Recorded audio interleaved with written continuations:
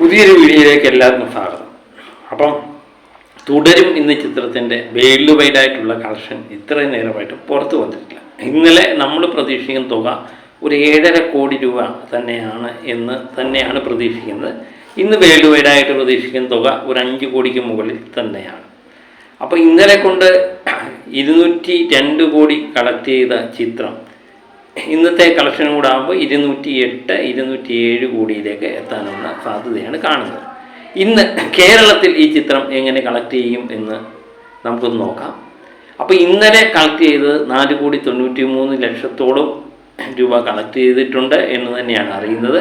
5 കോടിക്കടുത്ത് ഇന്നലെ കൊണ്ട് ഇത് കളക്ട് ചെയ്തിട്ടുണ്ട് കേരളത്തിൽ മാത്രം.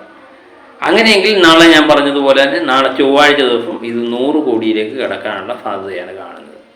ഇന്ന് ഈ ടൈം വരെ കിട്ടുന്ന റിപ്പോർട്ട് അനുസരിച്ച് 2,59,00,000 ഇപ്പോൾ തന്നെ കളക്ട് ചെയ്തിട്ടുണ്ട് എന്നാണ് അറിയാൻ പറ്റുന്നത്. ഇനി ഷോകളുണ്ട്, അതിൻ്റെ കൃത്യമായിട്ടുള്ള വിവരം രാത്രിയോടെ മാത്രമേ പുറത്തു വരികയുള്ളൂ. അങ്ങനെയെങ്കിൽ ഈ ചിത്രം ഇന്ന് 3 കോടിക്ക് മുകളിലുള്ള കളക്ഷൻ ഇന്നും പ്രതീക്ഷിക്കുന്നുണ്ട്. അങ്ങനെ തുടരും എന്ന ചിത്രത്തിൻ്റെ കളക്ഷൻ നമുക്ക് പ്രവചിക്കാൻ പറ്റുന്നതിന് അപ്പുറത്തേക്ക് മാറുന്ന കാഴ്ചയാണ് കാണുന്നത്. പലരും ഇന്ന് പ്രതീക്ഷിച്ച് 2 കോടി 2.5 കോടിയൊക്കെയാണ് പ്രതീക്ഷിച്ചതെങ്കിലും ഇപ്പോൾ അത് 3 കോടിക്ക് മുകളിലേക്ക് പോകാനുള്ള സാധ്യതയാണ് കാണുന്നത്. അങ്ങനെ തുടരും എന്ന ചിത്രത്തിൻ്റെ അശ്വമേധം തുടരുന്നതിനിടയിൽ തന്നെയാണ് വേറെ പല ന്യൂസുകളും പുറത്തു വരുന്നത്.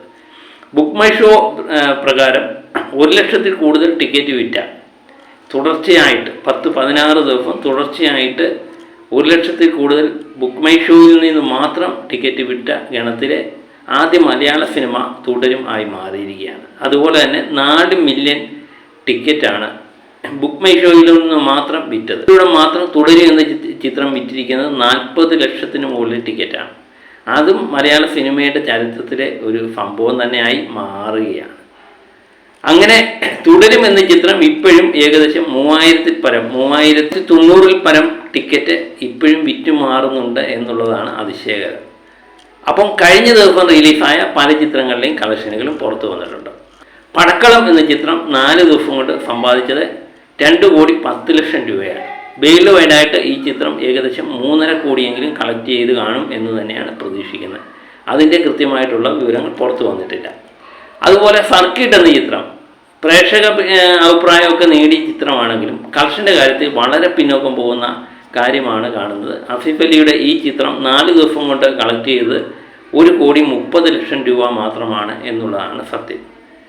വേൾഡ് വൈഡായിട്ട് ഏകദേശം 2.5 കോടിക്ക് അടുത്തെങ്കിലും ഈ ചിത്രം കളക്ട് ചെയ്ത് കാണും എന്ന് പ്രതീക്ഷിക്കുന്നു. ഇതിനെയൊന്നും വേൾഡ് വൈഡായിട്ടുള്ള കളക്ഷൻ റിപ്പോർട്ടുകൾ പുറത്തു വന്നിട്ടേ ഇല്ല. ഇപ്പം ട്രെൻഡിങ്ങിൽ 24 മണിക്കൂറിൽ ട്രെൻഡിങ്ങിൽ നിന്നും സർക്കിട്ട് എന്ന് പറയുന്ന ചിത്രം പുറത്തായിരിക്കുന്നു എന്നാണ് ഇപ്പം നമുക്ക് ബുക്ക് മൈ ഷോയിൽ നോക്കുമ്പോൾ മനസ്സിലാകുന്നത്. കാരണം ഇന്നും കളക്ഷൻ വളരെയധികം കുറയാനാണ് സാധ്യത. എനിക്ക് തോന്നുന്നു റിലീഫ് ചെയ്ത ദിവസങ്ങളിൽ ഏറ്റവും കുറഞ്ഞ കളക്ഷൻ നേടാനുള്ള സാധ്യതയിലേക്കാണ് ഇന്ന് വിരൽ ചൂണ്ടുന്നത്. ഏകദേശം 20 ലക്ഷമൊക്കെ ആയാൽ പോലും അതിശയപ്പെടാനില്ല. പടക്കള എന്ന ചിത്രം ഇന്ന് സാമാന്യം ഭേദപ്പെട്ട കളക്ഷൻ നേടും എന്ന് തന്നെയാണ് നമ്മൾ കരുതുന്നത്. 1,000 ചില്ലുവാന ടിക്കറ്റാണ് ഇന്ന് വിറ്റുമാറിയിരിക്കുന്നത്. പ്രിൻസ് ആൻഡ് ദ ഫാമിലി, നമ്മുടെ ദിലീപിൻ്റെ തിരിച്ചുവരവ് എന്നൊക്കെ വിശേഷിപ്പിച്ച ചിത്രം സമ്മിശ്ര പ്രതികരണം നേടിയ ചിത്രം. പക്ഷേ കളക്ഷൻ്റെ കാര്യത്തിൽ മറ്റ് ചിത്രങ്ങളെ അപേക്ഷിച്ച് അല്പം മുമ്പിലാണ് എന്നുള്ളതാണ് സത്യം. പ്രിൻസ് എന്ന ചിത്രം 3 ദിവസം കൊണ്ട് നേടിയത് 3,40,00,000 രൂപയാണ് കേരളത്തിൽ നിന്ന്. വേൾഡ് വൈഡായിട്ട് ഏകദേശം 6 കോടി രൂപയെങ്കിലും കിട്ടിക്കാണും എന്ന് തന്നെ പ്രതീക്ഷിക്കുന്നു.